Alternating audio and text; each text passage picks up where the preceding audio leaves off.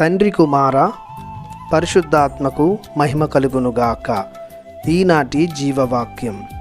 ఏలన ఎక్కడ ఇద్దరు లేక ముగ్గురు నా పేరిట కూడుదురో అక్కడ నేను వారి మధ్య ఉన్నాను అనెను.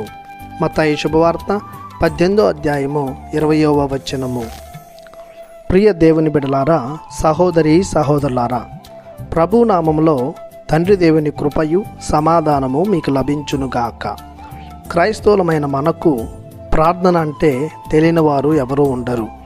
ప్రార్థన అంటే దేవునితో సంభాషించడమని, దేవుని ఆలకించడమని, దేవుని ఎడల ఉన్న ప్రేమను వ్యక్తపరచడం అని అందరికీ తెలుసు.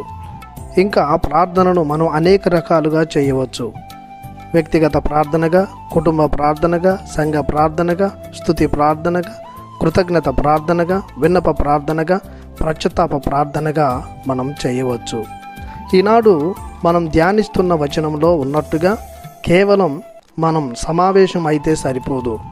ఏదో తర్కించుకొనుటకు, ధ్యానించుకొనుటకు, చర్చించుకొనుటకు ఇద్దరు లేక ముగ్గురు సమావేశం అయితే అందు దేవుడు వాసమై లేనట్లే.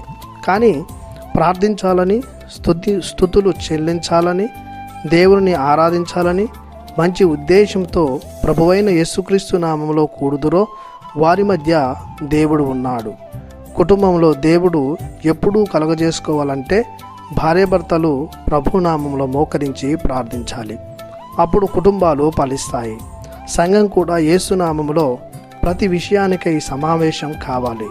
అప్పుడు అందు దేవుడుండి వారి సమావేశ ఉద్దేశాన్ని నెరవేరుస్తాడు.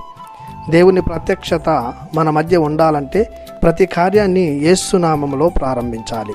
మన ప్రార్థనలు, సమావేశాలు, పూజలు కూడా యేసునామములోనే జరగాలి. ఎందుకంటే యేసునామం రక్షణనిచ్చును, స్వస్థతనిచ్చును, బలమునిచ్చును, ధైర్యమునిచ్చును, విజయమునిచ్చును, శక్తినిచ్చును, విడుదలనిచ్చును, ఆదుకును, ఆదరించును, దేవుడు తోడును ఇచ్చును. అందుకే యేసునామములో ప్రతిదీ విశ్వాసులమైన మనం చెయ్యాలి. ప్రార్థించుదము. పరమ పరిశుద్ధులైన మా దేవ, యేసునామములో ప్రతిదీ మాకు సాధ్యపడునని ఈనాటి జీవవాక్యం ద్వారా తెలియజేశారు.